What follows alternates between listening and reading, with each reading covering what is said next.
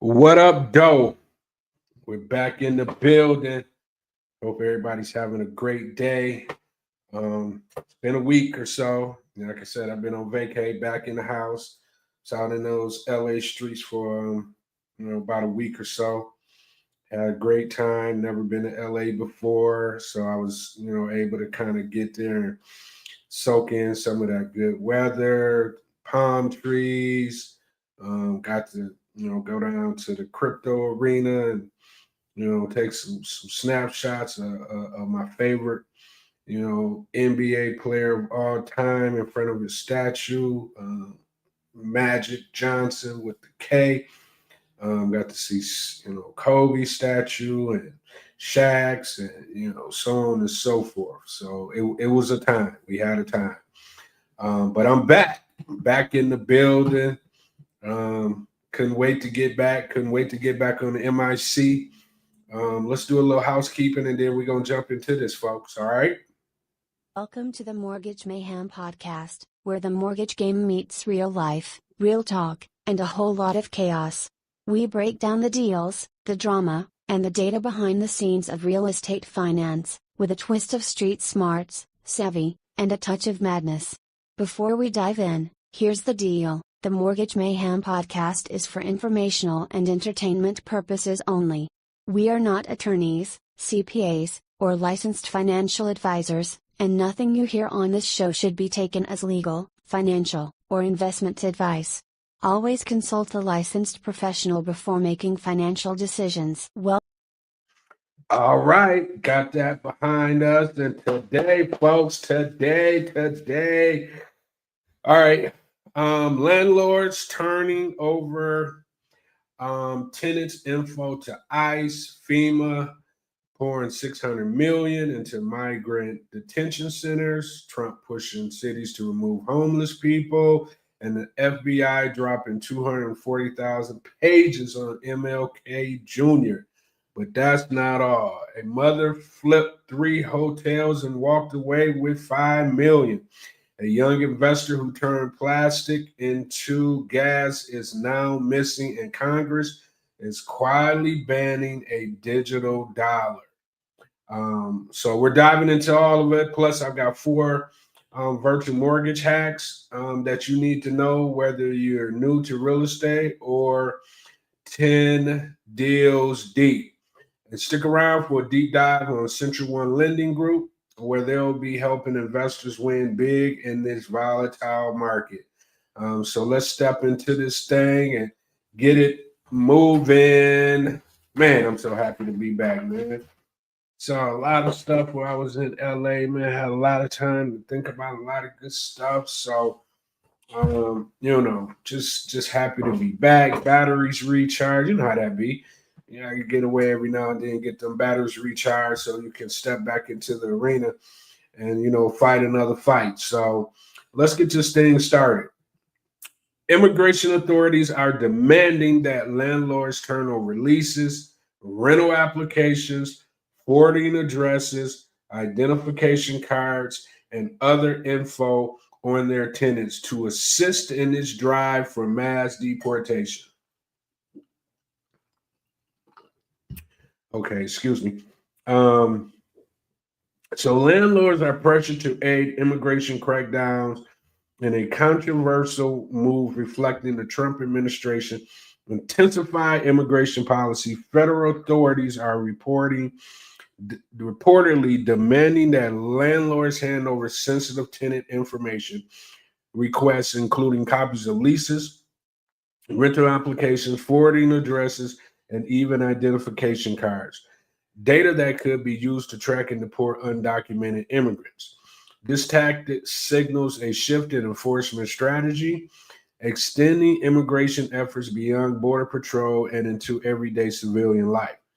By targeting landlords, the government aims to identify individuals through housing records, effectively deputizing private citizens and property owners in the broader immigration agenda.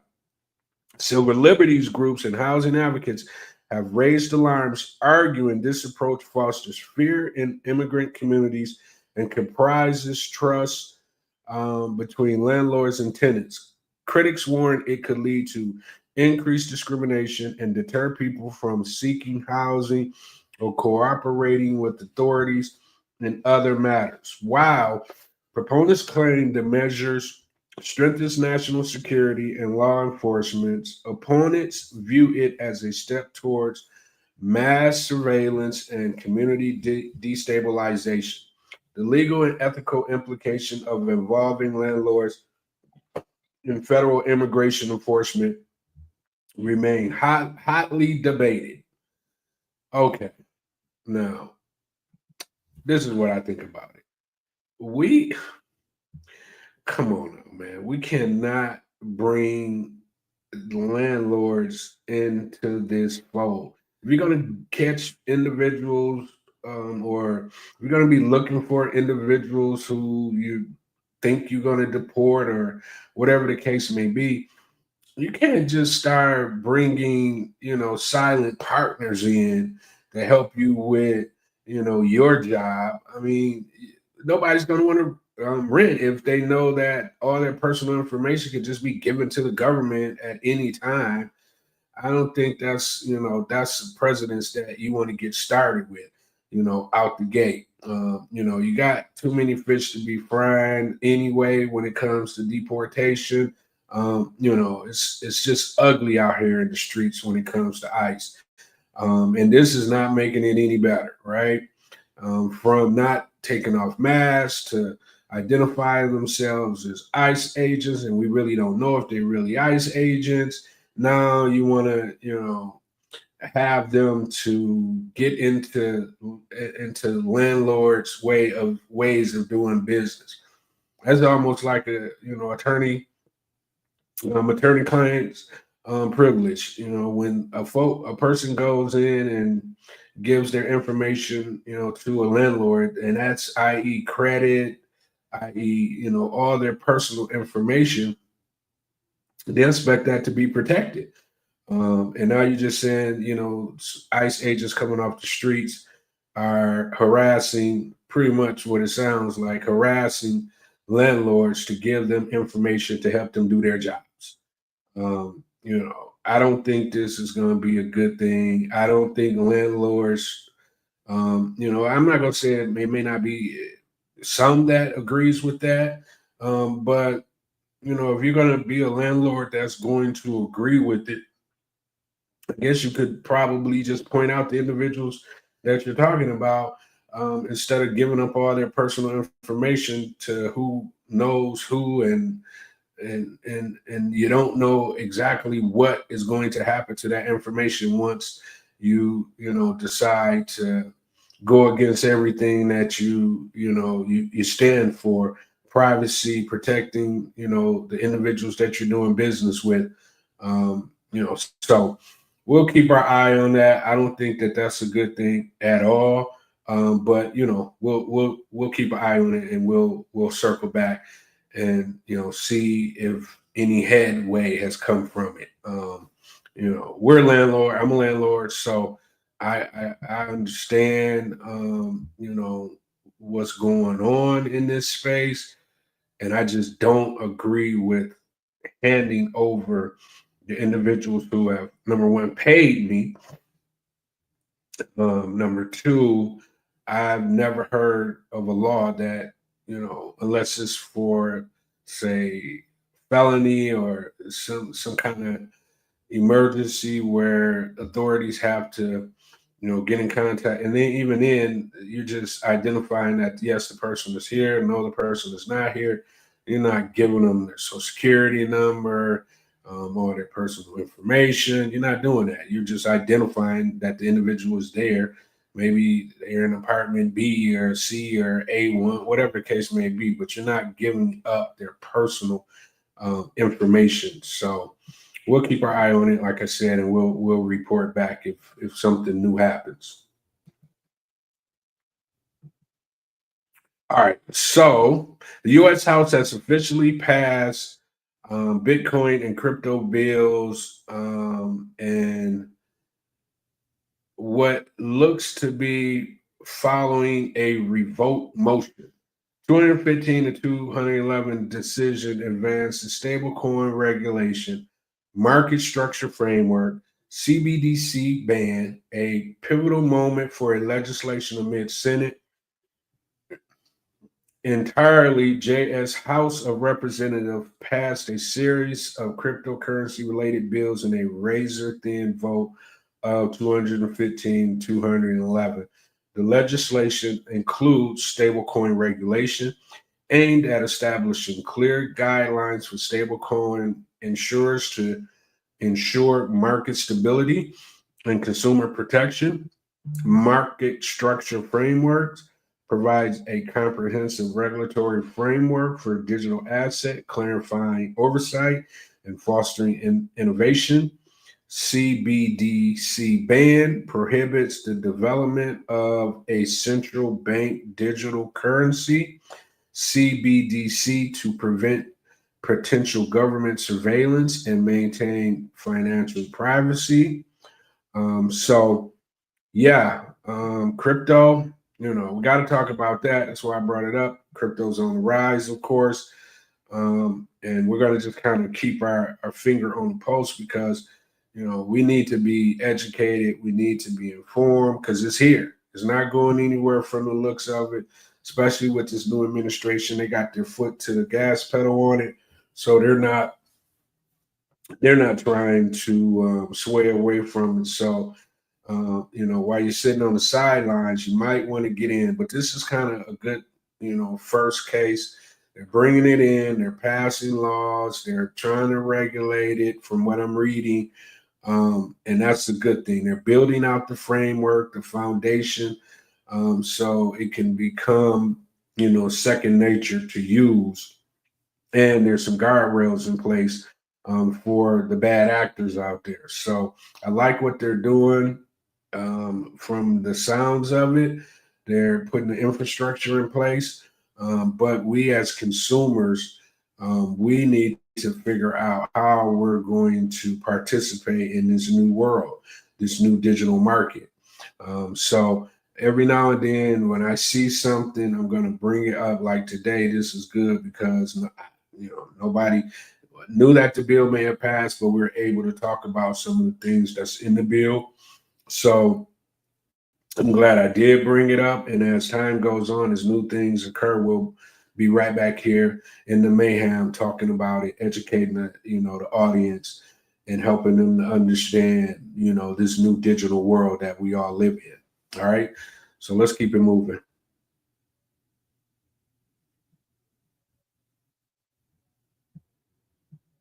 All right. Where are we at? Okay, so a new study finds American workers feel increased guilt when using paid time off.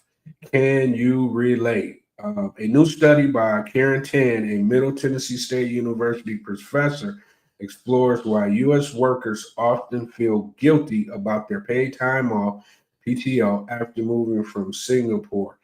Tan noticed many Americans hesitate to take vacations, even though it's earned. Surveying 860 full time workers and interviewing 15 employees, Tan found that 1 in 5 felt vacation guilt. I don't feel no vacation guilt.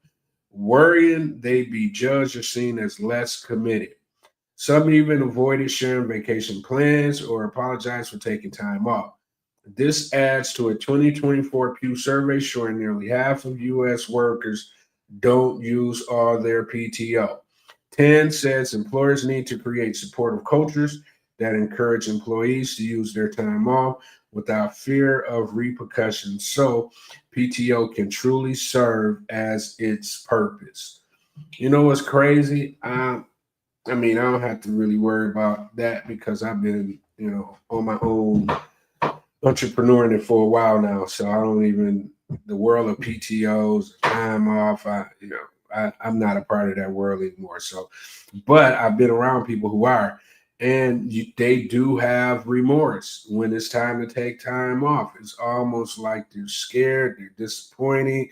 They're going to disappoint whoever, their boss, their coworkers, or whatever the case may be. I've literally seen that apprehensive, type of mentality. I've seen folks feel guilty on vacation. Like, I should have. Why am I on vacation? I should have took some. I should have took this time off. I got so much still to do at work. Not remembering that you earned the time off, right? And it's almost like, I hate to use the word slavery, but it feels like it's modern day. It feels that way, and I don't think anybody should have to feel bad about taking a vacation. If you work hard, you deserve to go recharge your batteries. That's what it's about. And as an employer, you should create that atmosphere where people feel comfortable about taking vacations, because most of the time when they do take vacations, they come back and they become a better worker for whatever the product is. So I just, although I get it, I understand, because a lot of times people leave, go, take vacation. They don't want people snooping around their work. They it's almost like you want to feel independent. It's almost like you're working for somebody, but in your brain, you're, pretty much working for yourself when it comes to vacations and, things of that nature. So I get it, but man, you better freaking take your damn time, go have a good time, and come back and get back to it. Don't be feeling guilty about going on vacation after you didn't earn the vacation. You've been working tirelessly for months, and you want to go take 4 or 5 days to recharge your battery, and then come back and be productive. Then as an employer, you should create an environment that makes that okay. So let's thought we'll bring that to the forefront, because to me it just didn't make a lot of good sense that this was going on, people. But I've seen it, so when I heard it, when I saw it, I heard it, I was like, oh wow, this is so true, because I've literally seen it, myself. But I've also seen the other side, where when a person gets on vacation time, it's like they can't wait to get to it. So hold on, real quick.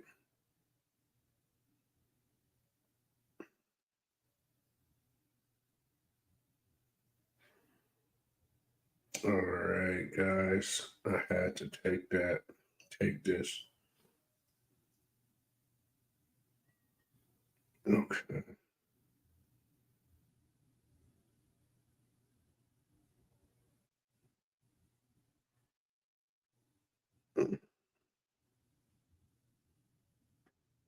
Okay, I'm just returning a couple of emails, texts right here. I have to, very important, so I apologize for the delay.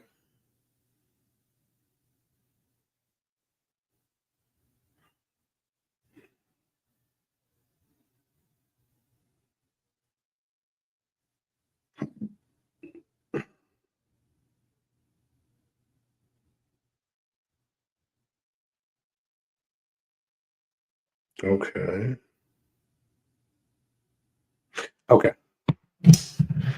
All right. Sorry about that. But anyway, let's keep it moving. And so yeah, don't be around here acting like you're scared to take some time off. That's ridiculous. God damn it. You work hard, go play hard. All right, let's keep it moving. So the Trump administration releases thousands of FBA records on Martin Luther King Jr. despite his family's opposition. This is so crazy to me. So the Trump administration has made public a large collection of FBI surveillance records on Dr. Martin Luther King Jr., moving forward with the release, even though his family and the civil rights organization he once led objected. That's where it should stop right there. The document's more than 240,000 pages. That's crazy. Has been kept sealed under a court order since 1977. They were originally compiled by the FBI and later transferred to the National Archives. Dr. King's surviving children, Martin Luther King III and Bernice King, were informed in advance and had legal teams review the files before their public release. In a statement, the King siblings acknowledged that their father's life and death have long been a subject of intense public interest. However, they emphasized that the files are deeply personal and must be understood in historical context. They also urged the public to approach the documents with care and compassion. As the children of Dr. King and Coretta Scott King, we've carried the pain of losing our father for over 57 years, they wrote. We ask that the people view these records with empathy and respect, keeping in mind the private grief our family continues to live with. Yeah, I mean, you're talking about number one, an icon, civil rights icon, one of the, as far as public figures, one of the biggest, greatest, in a lot of people's eyes, public figure to ever, be on this God green earth. Just did a lot for a lot of people. Was so brave during a time when a lot of people wasn't brave. And of course the FBI, had, everything they possibly could to watch this man because he was a threat. He was a threat, and not just a threat, but he was a man of color. So that didn't make it no better. You know what I'm saying? So he was just out here doing his thing. They was, recording them, just that's why the family wants this to be looked at as number one. They probably wish it wouldn't have happened. I mean, some things need to be just, left unsaid. Now, if they was okay with it and they said, you know what, for transparency, we just kind of want to let y'all kind of see what's happening behind the scenes. When our dad was out here fighting for the betterment of colored people, then that's one thing. But from what I'm hearing, they're not all that.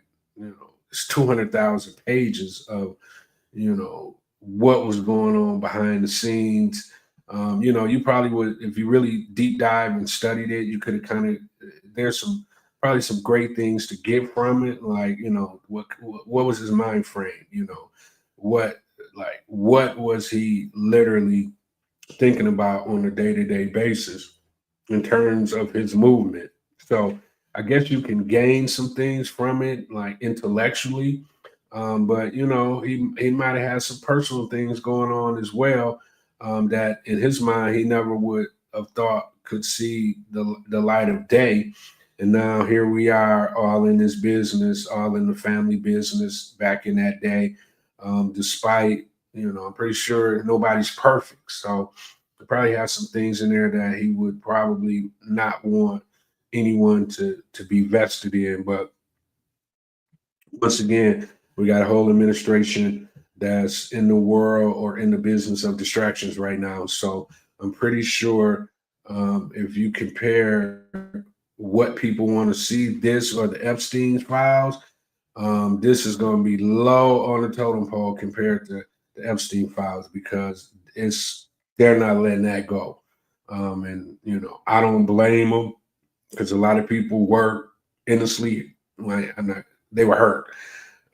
How innocent they were, I'm not sure, but this is crazy. When you got a family that's so prestigious and a man who meant so much to so many people, and when it's time to speak to the family and get word on how they feel about what light you're going to paint him after the fact, I think the family should have a lot of say so in that. So, excuse me, y'all, kind of jet lag. Trying to get it together here, but anyway. So yeah, I don't think this is a good idea. I don't. It's already out there now, so we got to live with it. I haven't had a chance to look at it and kind of see what was going on, but 2,000 pages, I know a lot was going on. But like I said, if you really do a deep dive, a lot of times these things are released and, people don't even pay attention to them. Maybe a small group of intellectual individuals are reading 2,000 pages um, on Martin Luther King. But, you know, like I said, a great man, regardless of what the hell they do. He was who he was, and it's nothing that's gonna taint his legacy. That's for sure. But anyway, I'll kind of at some point, maybe over the next week or so, I'll get into it. And when we come back next week, if there's some things that I gained from it that I want to bring to you guys' attention, I'll definitely, bring it to the forefront and let you guys know. All right. So let's keep it moving. I thought this was interesting. The Joe Budden Podcast Network on pace to earn over 20 million in revenue this year, according to the New York Times. 20 million, y'all.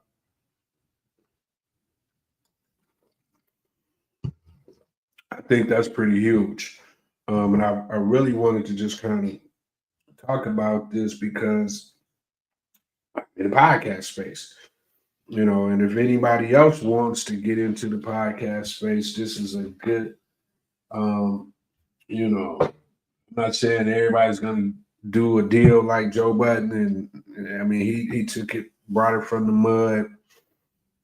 He put together a great ensemble where now after time he's able to walk away with great earnings. He's able to pay his people a good enough salary, I'm sure, to have them living somewhat of a comfortable life outside of other things that they may be involved in. But overall, I just think it's a good thing.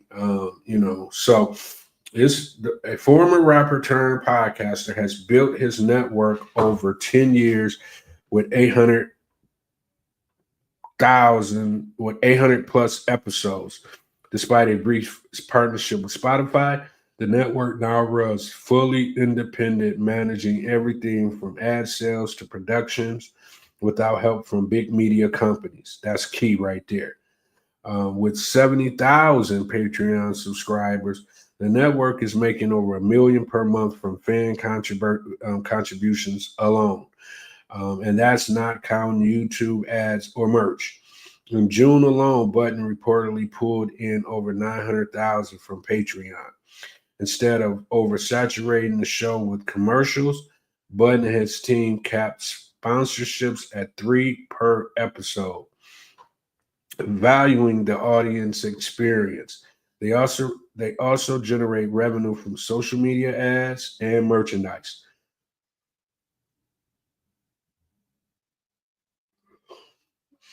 The network supports over 30 independent contractors, including co-hosts like Queen Flips, Melissa Ford, Ice-Ish Parks, and Mark Lamont Hill, frat brother. Who collectively earned over 1.5 million annually. Currently, they're buying their own 2 million recording space in Edgewater, New Jersey. Budden's message is clear.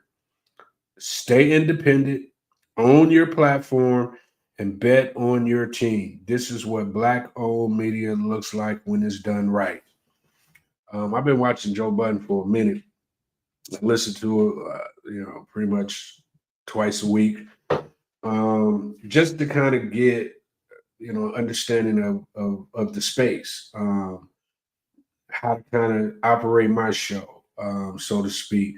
I go live; they do, pre-recorded.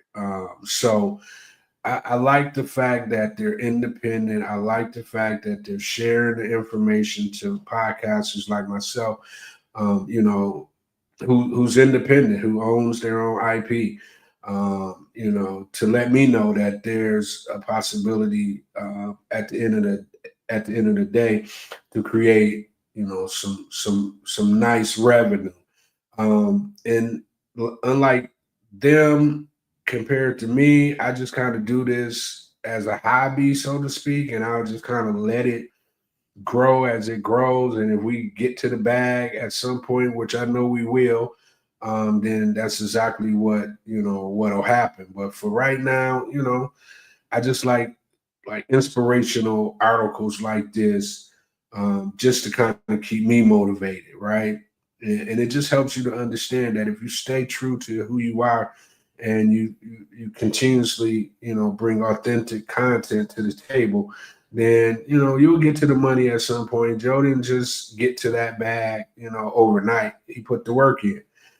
His co-host put the work in. So they're deserving of their success. Like anything, if you put the work in, then the fruits of your labor will appear if you stay true to who you are, stay true to your business model. Then you'll be able to reap the benefits at some point, right? So congrats to Joe Budden and the Joe Budden Network. I can, like I said, I listen to the show. I love the show. I love their perspectives. Um, you know, I, I've actually learned a lot from them thus far. This helps out. I mean, 'cause they actually letting you take a peek behind the scenes as far as the money. A lot of people don't do this, So, and then they're doing it to the New York Times. On top of that, Joe has always been one to kind of lend lend his opinions and how he do things to independent folks out there that can pretty much do the same if you stay focused and do what you need to do. So big ups to Joe. All right, so let's keep it moving. Let's keep it moving. Let's keep it moving. Where are we at? Walmart. Uh, uh, uh. Mm-mm-mm. Nope, that's not Walmart. Here we go. All right. So as Walmart quietly jacks up prices on select household items as Trump tariffs begin to hit. We knew it was coming. Just had to just kind of sit back and be patient. We knew that the whole tariff thing was just right around the corner.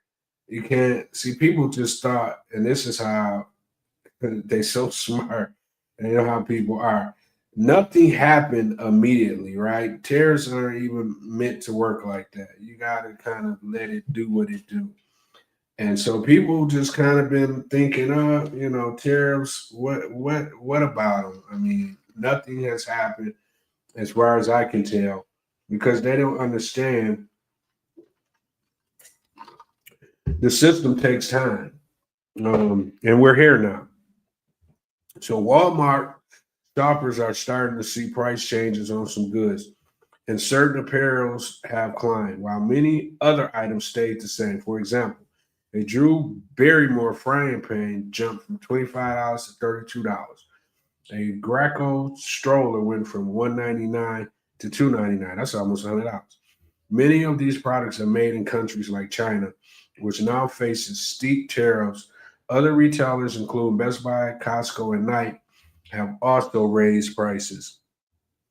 Meanwhile, Walmart insists it's working to keep costs down through rollbacks and supply chain strategies, though its CFO admitted that tariffs are too large for any retailer to absorb entirely. Not all purge price changes are tied to tariffs. Eggs dropped due to ease in bird flu issues, but coffee prices surged as climate problems hit global supply. In Brazil, a top U.S. coffee source faces a potential 50% tariffs. I mean, tariffs are what the tariffs are. We'll come back, circle back on this one. Just wanted to bring it to the forefront because it's starting to happen, right in front of our eyes. So I just want people to, be aware that, the tariffs are here, and they're not going anywhere no time soon. All right. Okay, let's keep it moving. We'll keep an eye on it. We'll keep you updated as new tariff news comes down the pipe. I'm watching it, so you don't have to worry about it. I'll keep you updated. Okay. So after closing in a historic deal on an $8.3 million hotel, this mom bought two more at age 34. Now she's teaching others how to do the same. So this mom brought two hotels at age 34. And like I said, she's teaching others. And she says, I never imagined that I could own a hotel, and now I own three. It's a indescribable feeling knowing that I am living my ancestors' wildest dream. Me, Daphne Reeves, mother, author, and real estate investor. Daphne recently expanded her portfolio by adding two new hotels in partnership with Nassau Investments.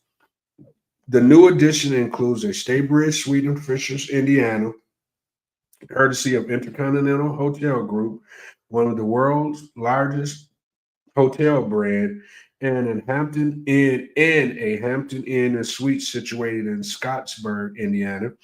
These acquisitions, with a combined value of 18 million, propelled Devonna Reeves to the status of a co-owner of three hotel properties in under a year. She has since sold those two. She has since sold those two of the hotels and made a $5 million profit. So she's flipping them from the sounds of it. With over a decade and a half in the hotel hospitality industry, Reeves has been instrumental in helping hotel investors jumpstart their careers. As an experienced hoteler, Reeves has created 100 plus hotel owners and is passionately about helping more people realize their dreams in the hotel industry. So that's her right there, folks. Doing big things out here. Look, sounds like she's buying them. She's in the system now, so she's getting them. She's maybe getting them profitable, and she's turning around and flipping them. She done sold two, made five quick million. Still owns one, right? So she's got a revenue stream coming in from one, and then the other two that she bought, she probably just scaled them to where they was profitable enough to sell, and she got rid of them, walked away with 5 million to go buy some more to do it all over again. So big ups to her. I wanted to bring. She's going to be that person today that we wanted to kind of highlight because this is huge. Somebody else might see this and determine that they can go out and do the same thing. It's not that difficult, people. There's so many ways to get money out here. So it's kind of hard to, look at folks who, tend to not understand that. But it is what it is. It took me a while to understand it as well. But yeah, this is a good play right here. Flipping hotels. I know that's not what she's saying, but that's actually what she's doing. But she's holding as well, so she can, get that consistent revenue stream coming in to take care of incidentals, other bills.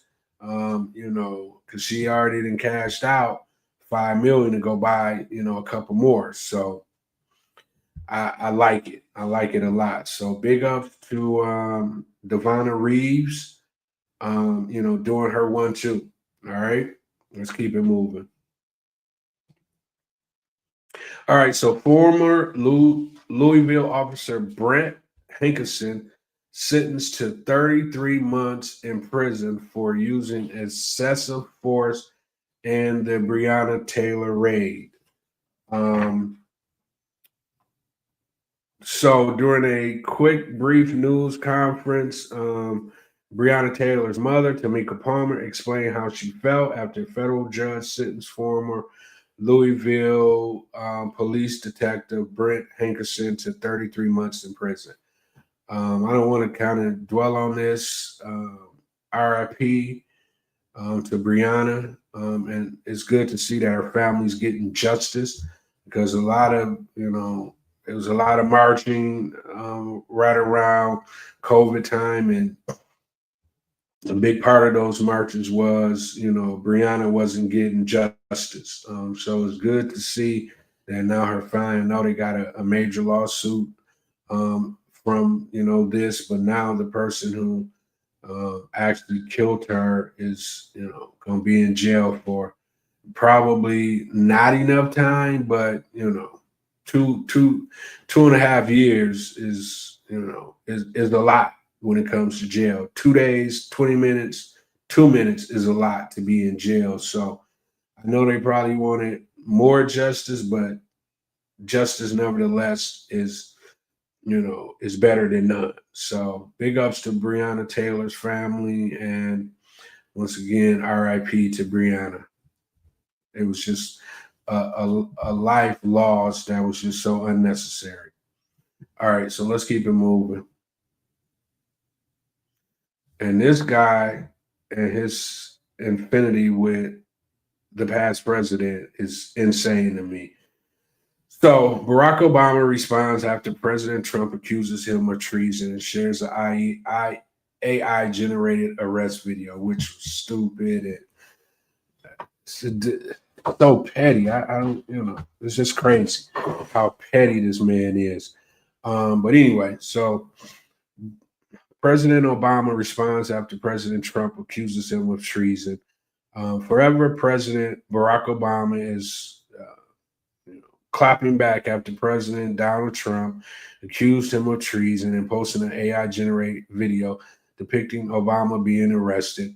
The clip shared on Trump's social media platform comes amid renewed conspiracy theories pushed by Trump, of course, who claimed without evidence, of course, that Obama attempted to rig the 2016 election. Of course, they tried to rig the election and they got caught. No proof. Trump said Tuesday from the Oval Office, there should be very severe consequences for that. It won't be. In response, a spokesperson for Obama called the claims outrageous. They are, and a weak attempt at distraction, of course, adding, we don't normally dignify the constant nonsense from the Trump White House, but this deserved a response. So come on, man. Number one is petty. Number two, it's 2025. Why are we still talking about the 2016 election? That's the just the perfect example of not letting things go. Obama's not running around here talking about that election. The president Trump actually won the election, but because they're saying, he had help from Russia, this and that, there's where the problem lies. And then for this man, with everything that we got going on in the world right now, to be still, airing out his petty grievances against his opponents or people who don't think like him or whatever the case may be, is just utterly freaking ridiculous to me. And I've never seen a man be as petty as this man. I'm gonna just be honest with you. I haven't seen it. And to be on the main stage for everybody to hear and see, to me, is just beyond embarrassing. So, and then the AI generated video of Obama being arrested, who was probably one of the honest, cleanest presidents in history, never got any trouble, never had any scandals, family man, just all the good. You may not like his policies or, how he, ran the country when he was president. But the one thing you can say is that he was disruptive or a criminal in any kind of way compared to the president we have in office right now, who's been accused, convicted of multiple crimes. So I think this, once again, like they said, this is just a distraction. It's a no-brainer because we all know the difference. We know the president ain't committed no treason, and we know for a fact that, report studies, the whole 9 yard about 2016. As a matter of fact, Marco Rubio was in charge of, the investigation, and they came to the conclusion that Russia did have something to do with it. So once again, this is just a distraction from the Epstein files. And he knows that all you got to do is say Obama to his base and they're going to get riled up and, you know, just act a fool when it comes to Obama because, once again, he was the first black president and they did not like it when he was the president. And they definitely don't like him now because he's been, very outspoken about the current president, and it hasn't been in a good way. And that's why he's doing what he's doing right now. Anybody that's told the truth about him in some kind of capacity, now that he thinks he's a dictator from every or authoritarian president, he's he's out here doing crazy stuff to me. But anyway, we'll keep it moving. We'll keep our eye on it. But, I think it was a waste of time.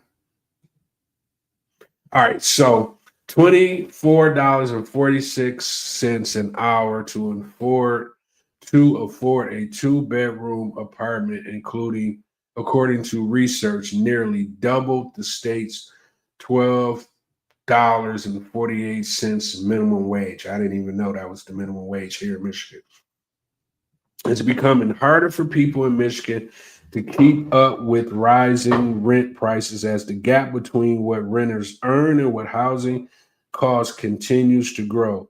A new report from the National Low Income Housing Coalition shows that renters in Michigan need to make $24.48 an hour to afford a two-bedroom apartment.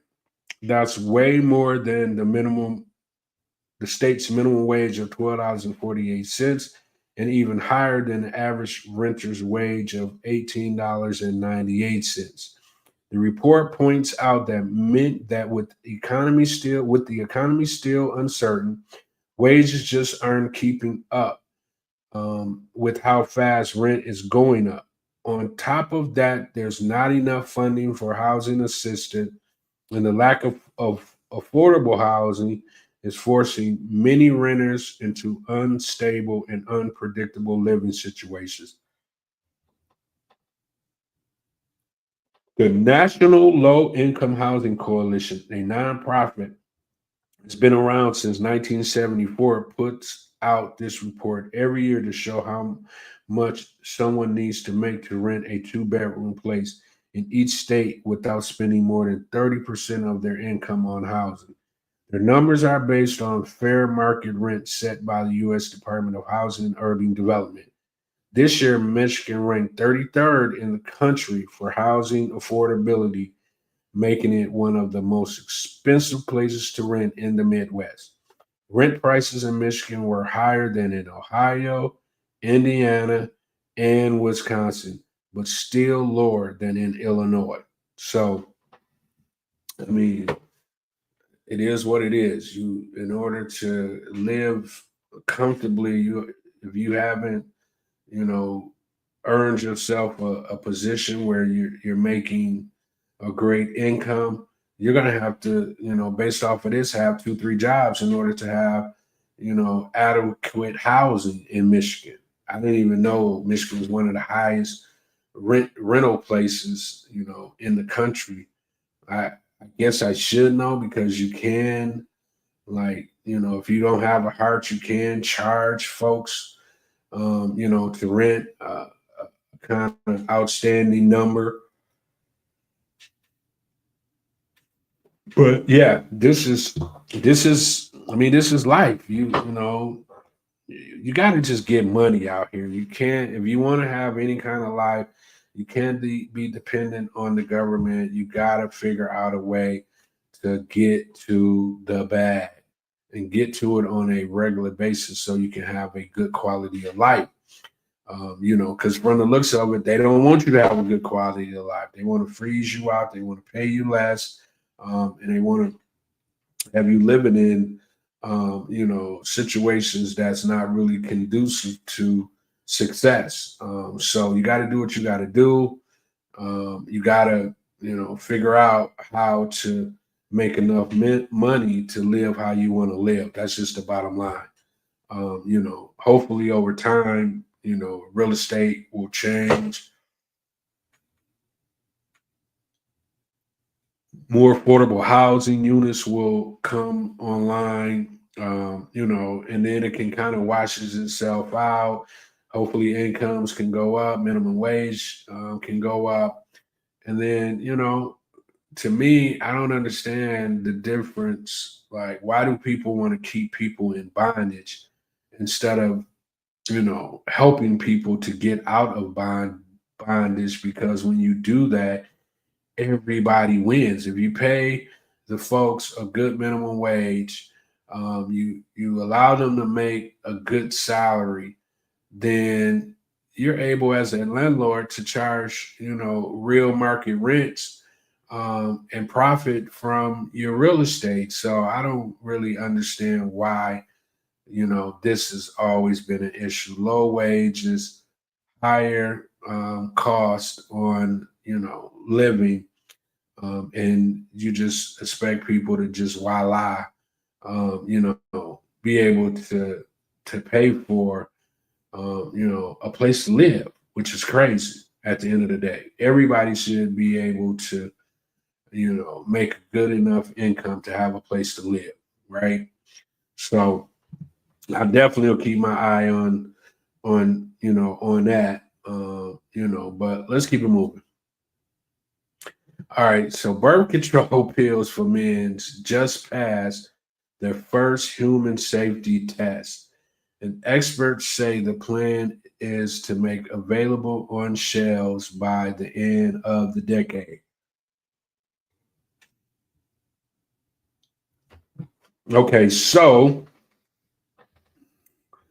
researchers have successfully completed the first human safety trial of YCT 529, a non hormonal male birth control pill that temporarily halts sperm production by blocking a vitamin A metabolic in the testes. This approach is different from hormonal options, and early results show it's safe and well tolerated, with no major side effects reported. The study, conducted with 16 men who had previously undergone a vasectomy as a precaution, participants received varying doses, 10 to 100 milligrams, with some also testing how food affects the drug. The drug stayed in the body long enough to suggest one daily dose could work if proven effective. What's next? The trial tested safely only, not whether it actually reduces sperm.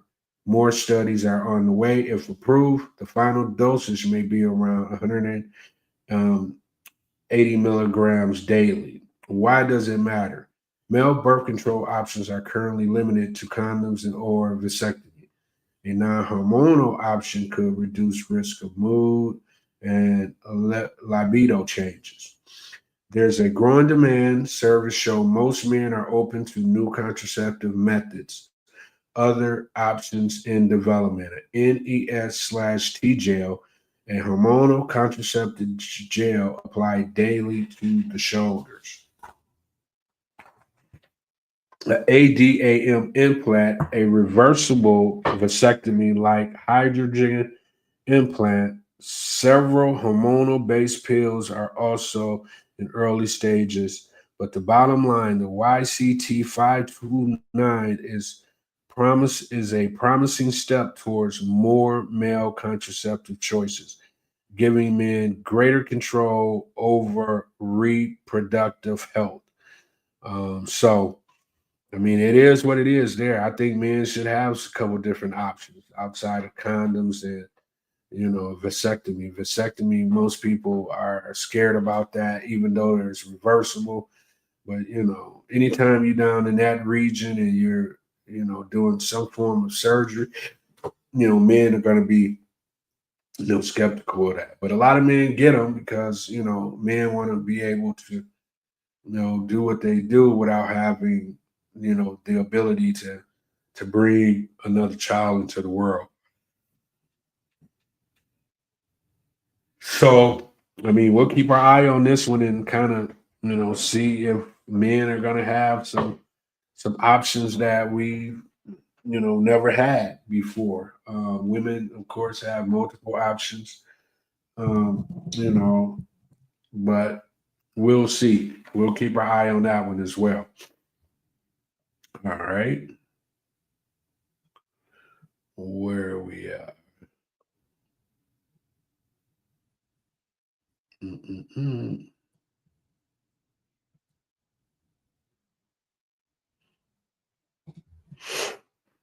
Millennials are on the pace to become the richest generation in history.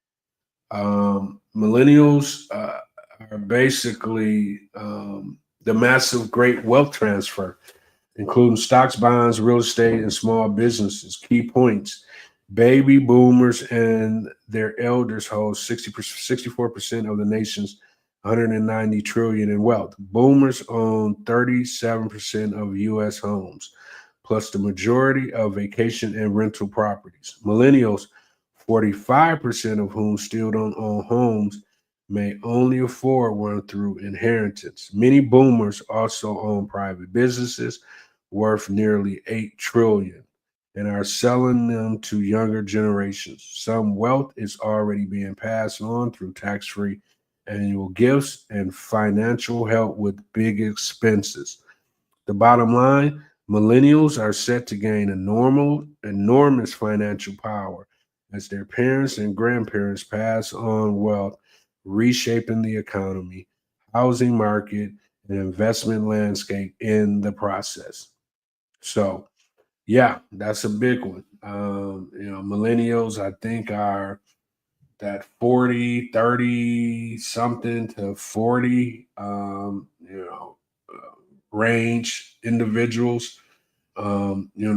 So hey, if somebody is just good to know and see that folks who put in the work, their blood, sweat, and tears when folks didn't think they could or didn't believe in them or whatever the case may be, and now those individuals are passing along generational wealth. So I get it, like my parents, my mom, I was the first generation to be able to receive, an inheritance, from her, passing away, and that's the first generation to be able to do that. Now it's up to me to do the same, for Gen Z.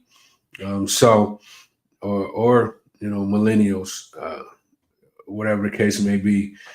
So I think this is a good thing. It's good to see that the millennials understand their power when it comes to wealth, and it's good to see that they're doing the necessary things. Real estate, stocks, and bonds. So they're in the game. The game that they tried to keep away from us for so long. Now they're actually in that game. So good stuff, millennials. I like it. I really do. Um, all right. So let me get this out of here because this was strange. And then we're gonna do our deep dive and we're gonna get out of here, man. You know what I'm saying? But I wanted to bring this up. No, not that.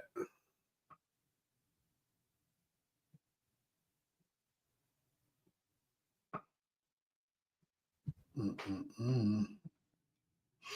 Julian Brown, a young inventor who created tech that turns plastic into gasoline, hasn't been seen in over 2 weeks.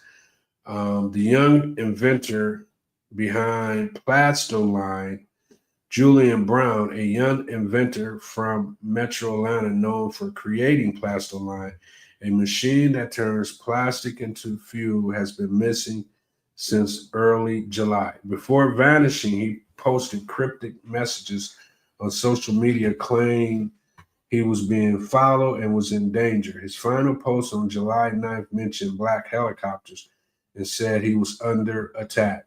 was still committed to his work, Julian gained online fame for Plastoline, which uses microwave pyrolysis to convert plastic waste into usable fuel like gasoline and jet fuel. He started the project in high school and spent 5 years developing it. Many supporters believe he may have been targeted because of his breakthrough. Since his disappearance, there have been no additional updates from authorities, no police reports, or confirmed search efforts. His GoFundMe to scale Plastoline raised just over 18,000 of its $1 million goal, and his last activity online remains frozen on July 9th. Fans continue to post daily, raising awareness with hashtags and calling attention to the eerie silence with growing concern and unanswered questions. Many believe there's more to his disappearance than meet the eye. All right, so I don't know. With this, it's sad, but it's didn't happen before. I don't know if he has everything patent, and folks want to come in and buy it out, because this could turn into zillions of dollars, trillions of dollars. And if he was playing hardball, the thing that they'll do is they'll get rid of you and just take your invention and do what it do, make trillions, create generation after generation. Can you imagine turning plastic into gasoline? No one's thought about that. And he was the first one to think about it and actually make it happen. And now all of a sudden he's just not here anymore. So, to Julian Brown's family, hopefully they're on top of this. We'll definitely kind of keep our eye on it and, kind of see what happens this August. So it's about to be a month that he's been missing.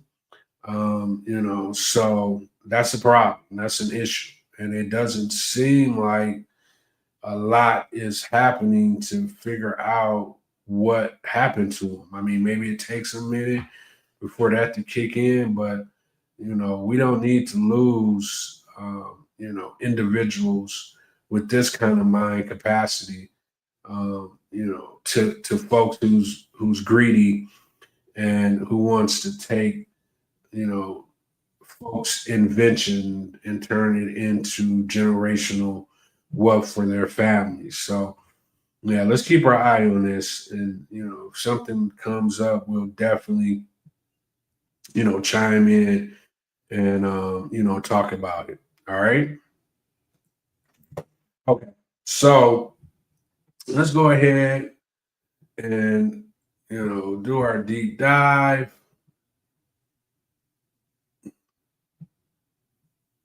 Uh, uh, uh.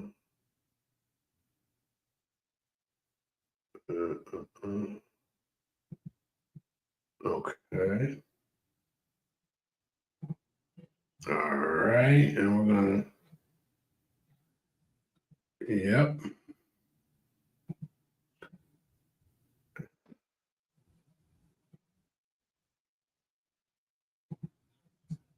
Welcome to the deep dive. Today, we're digging into the finance world, specifically a company called Central One Lending Group. Yeah, and we're using their own homepage as our main source here. Exactly. Yeah. Straight from the source. Our goal today is really to unpack what they do, the scope of their services and how they talk about their approach. Get a quick but thorough look at them. All right. See what they highlight about their funding solutions and their place in the finance sector. Okay, let's get into it then. Starting with their core services. What jumps out from their services section? Well, they lay out a few key areas. First, there's business funding solutions. Yeah. They say these are tailored to specific business needs, helping companies grow. Standard enough, but important. Yeah. What else? Then refinancing solutions. Yeah. Helping clients maybe lower payments or shorten their loan terms. Also pretty common. Yeah, but then it gets broader. Investment property loans. And this covers various types, single-family homes, multi-unit complexes, trying to match client goals and budgets. So a definite real estate focus there. A big one. They also explicitly list commercial real estate loans and even international real estate loans. International too. Hmm. Now, what I found really interesting, beyond all that real estate, their about section mentions aviation funding. Yes, aviation. That feels, well, pretty specialized, doesn't it? What does adding something like aviation funding tell us? It really does. It suggests a capability for handling complex, high value assets. It's not just mortgages and business lines of credit. Right. It paints a picture of maybe a more sophisticated operation. Exactly. It aligns with how they position themselves in the About section as a trusted partner with a significant scale. It suggests they can handle niche, complex financing alongside the more standard stuff. Okay, so let's talk about that scale. The about section mentions their trusted partner. What kind of numbers back that up? They give some pretty big figures. They state they handle transactions up to $650 million. $650 million per transaction. Wow. Yeah, that definitely puts them in the major leagues of commercial finance. And geographically, They say they serve clients across all 50 US states. the whole country. And internationally too, over 40 countries. Okay, that's extensive. And to manage that reach, they claim to offer more than 1,000 diverse loan programs. 1,000 loan programs. That's a lot to keep track of. It is. It implies a huge variety of potential financing structures. And then there are those hard stats they highlight, right? The big numbers. Yeah, the banners on the site. 1B plus loans funded. Over $1 billion funded. Okay. 40 plus countries served, which matches what we just said. 50 US states served, again, confirmation. And 26 awards won. Those are substantial figures. 1 billion funded is significant. It speaks volumes about their activity level. Absolutely. It suggests, deep operational capacity, a wide network, and probably some very efficient systems to handle that volume across so many jurisdictions. Just make you wonder, how do they manage that scale and diversity while still providing presumably good service? That's the million-dollar question, isn't it? Or maybe the billion-dollar question here. How do you maintain quality and maybe that personal touch with that kind of volume? Yeah. And that leads us nicely into their mission. What do they say they're about beyond just the lending? Well, their stated mission is pretty lofty. It's to educate and empower people and businesses by providing access to capital, Educate and empower. ensuring that everyone has the opportunity to achieve their financial goals. They also talk about helping you navigate your funding journey with confidence and expertise. Confidence and expertise. So they're framing it as more than just processing loans. It's about guidance. That's the implication, a Mhm. consultative approach, which again is interesting given the scale we just discussed.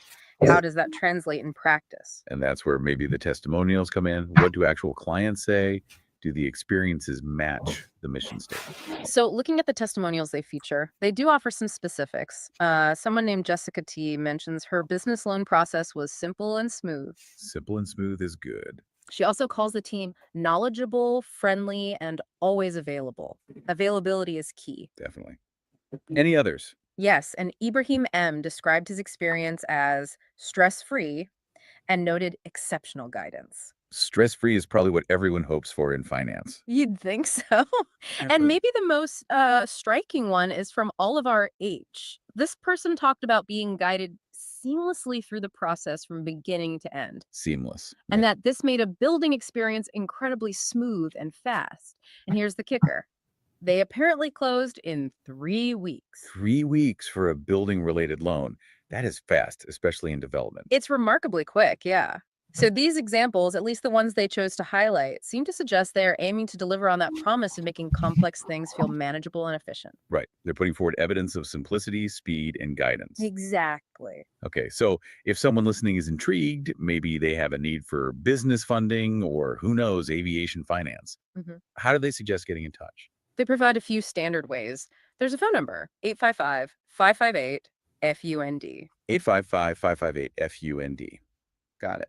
You can also fill out a form on their site or email them. The email listed is info@centralloanlendinggroup.com. info@centralloanlendinggroup.com. And they list a physical address too. Yes, head office, 501 E Border Street, Suite 300 in Arlington, Texas, Wow. 7600. Arlington, Texas. Okay. And interestingly, they also specify that if you're applying for a job, you should send a cover letter and resume to that same email address, info@centralloanlendinggroup.com.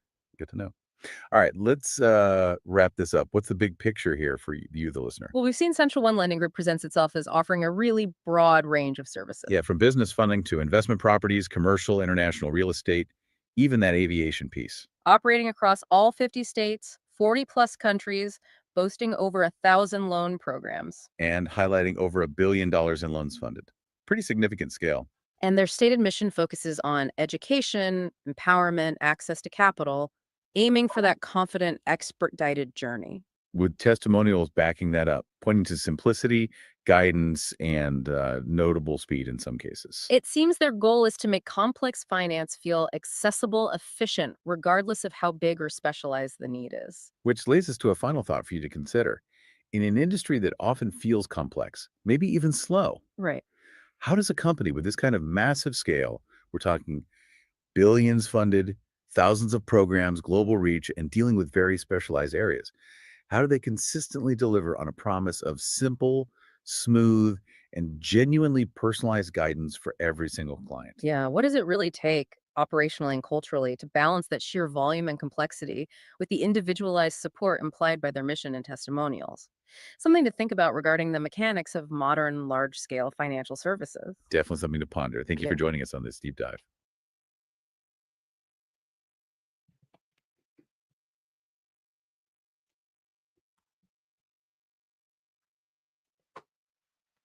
All right. Let's get out of there. Okay. That was Central Lending Group. That was the young lady who we brought up and highlighted. I think the past show, who was doing a lot of financing in Africa. So we wanted to, bring her up, do a deep dive. As you can tell, they're doing billions in financing. So, she's definitely about a body, which is, great. So yeah, that was Central One Lending Group. They do tough deals. They work in vital markets like Africa. But if you're looking to do some things internationally, she might be the one African American bank owner. So if you want to reach out and kind of see what options you have, I would suggest it. All right. All right. So our 4 viral mortgage and real estate hacks. Today, our hack number 1 is use DSCR loans to invest with no income docs. So even if your W-2 is shaky, DSCR loans let you qualify based on rental income, not personal income. A great product for investors. Refinancing, just great. Low interest rates, longer term loans. So if you're trying to, buy property, hold property, pull cash out of property, to buy more properties, your DSCR loan is the way to go. House hack with FHA 203K. I think we may have had some kind of, something similar to this on another hack. But buy a duplex or triplex, live in one unit, rehab the rest with low down payment, then refinance and cash flow, right? And then hack number 3, reverse HELOC for older investors, older homeowners.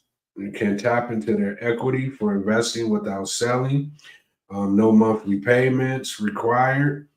And then last but not least, hack number 4, seller finance like a boss. Negotiate zero interest seller financing on off-market deals. Control property without bank approval or credit check, right? So that's our 4 hacks for today. We're in a moment where everything, real estate, immigration, innovation is shifting fast, folks. But if you stay informed and financially smart, you can thrive through the chaos, right? But if today's episode gave you some kind of value, we would definitely like if you would like, share, and subscribe to the channel. Um, Text this to a landlord, a young investor, or someone who needs to understand what's really going on, right? So until next time, stay woke, stay healthy, stay wealthy, and stay with us. It's Mortgage Mayhem, baby.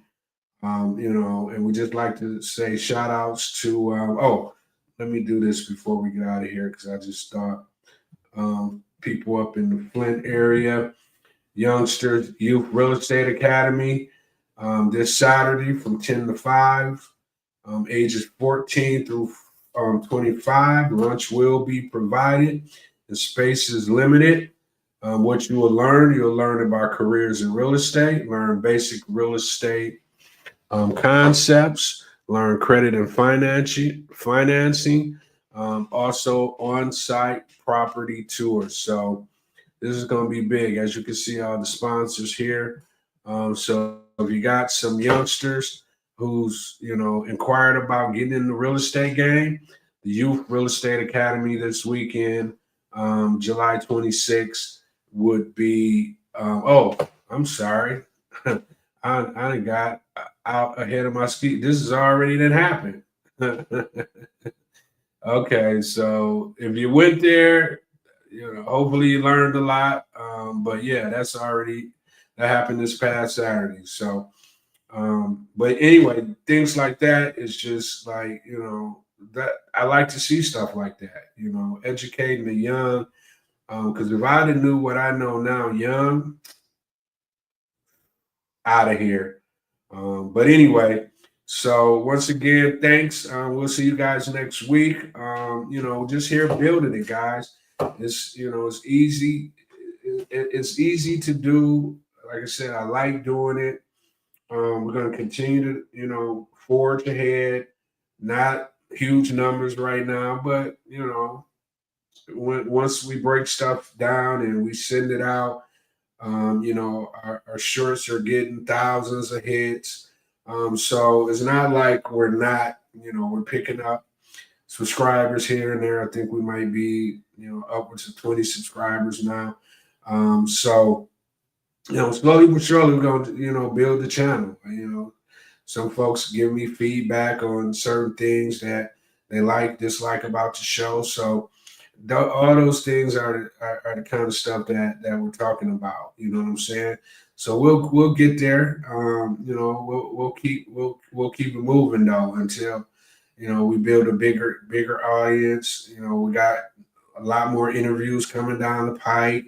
So we just want to keep you informed. We want to talk about hot topics, give our perspective on it, do our deep dives, do our interviews, and keep it moving, cause some mayhem, talk about stuff that needs to be talked about that most folks don't want to talk about. So, and we've already been doing that: crypto, credit, just breaking down ground up construction. Those are some of our interviews, and then we've done deep dives on some of the biggest companies in the industry. So anyway, I'm gonna get on up and out of here. It's been real. Like I said, we'll see you guys next Tuesday. You know what I'm saying? We out. Like to shoot that yo real quick. Those who know. But we out. Yo, baby.